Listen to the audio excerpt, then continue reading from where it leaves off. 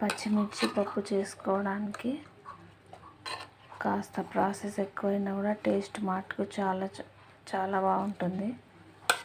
ముందుగా ఇట్లా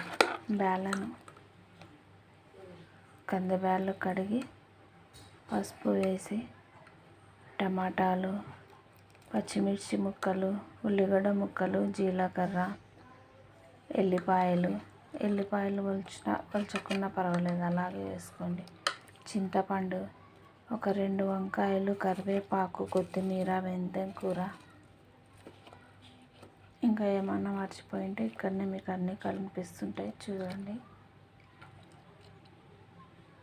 ఇలా దోరగా ఉన్న టమాటాలు తీసుకోండి.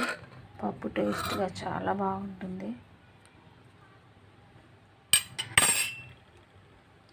కాస్త ప్రాసెస్ ఎక్కువైనా కానీ టేస్ట్ మటుకు చాలా బాగుంటుంది.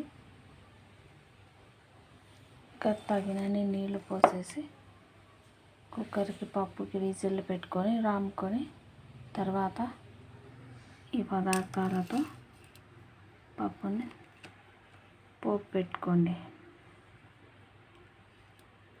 ఎల్లిపాయలు ఇలా కచ్చాపచ్చాగా దంచుకొని పోపు వేసుకోండి.